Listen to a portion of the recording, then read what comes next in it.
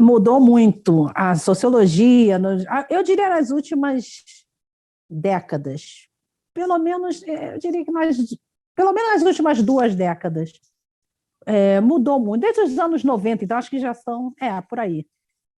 Porque a sociologia, em geral, antes falava de homens para significar homens e mulheres, né? Só quando era especificamente sobre mulheres, aí eles usavam mulheres. Se fosse fora isso, homens eram homens e mulheres. E falava assim da sociedade de uma forma genérica, e só quando falava em raça e etnia que trazia realmente a questão de que existem categorias diferentes, raciais, étnicas, grupos, mas aí aquilo se tornava o problema.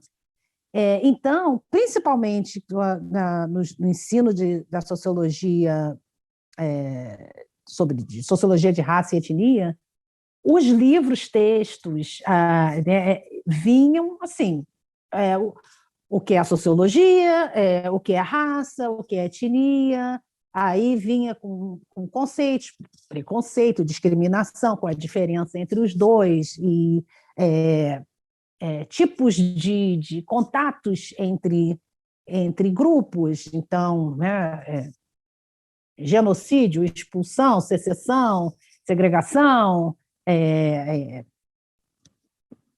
pluralismo cultural, amalgamação, fusão, etc, etc.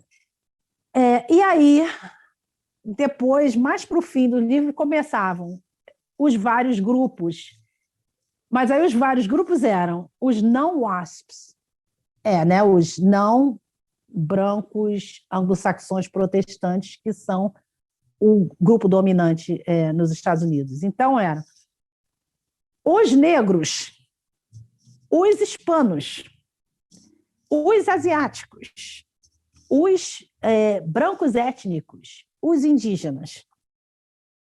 Então, eu dou aula de raça e etnia há mais de 20 anos, e eu achava isso esquisito, né? Porque ficava aquela coisa, então a gente falou agora sobre o que é sociologia da raça e etnia, agora a gente vai falar dos outros, né? dos grupos realmente raciais, porque quando se fazia isso, parecia... Não tinha assim, os brancos WASPs, não tinha essa categoria. Então, tudo que se falou antes, o que é genérico é sobre os brancos. Quando a gente vai falar especificamente de raça e etnia, a gente especifica os grupos.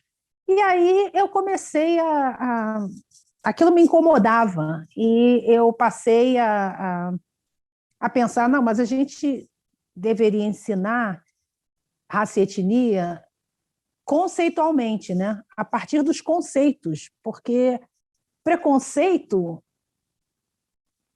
acontece com vários grupos, com várias pessoas, dependendo do contexto. Então a gente tem que ensinar o preconceito, como ele se manifesta nos vários grupos, e não falar de preconceito no abstrato, e depois, lá no fim, falar os negros sofrem preconceito, sofreram, os latinos, isso e aquilo, os indígenas... Não.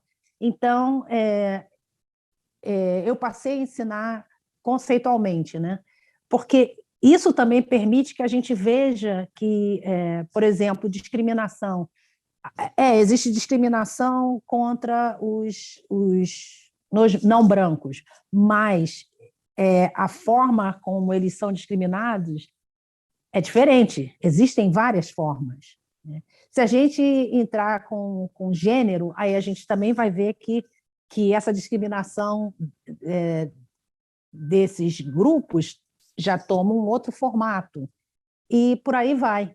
Então, eu acho isso válido, porque permite que a gente veja a interseção de todas essas categorias e de todas essas questões. Eu costumava falar para os meus alunos, né, que era uma coisa que eu pensava, quando eu acordo, né, eu não posso escolher, hoje eu vou ser só mulher, hoje eu vou ser só negra, hoje eu sou só a minha classe. Não, não é isso, né?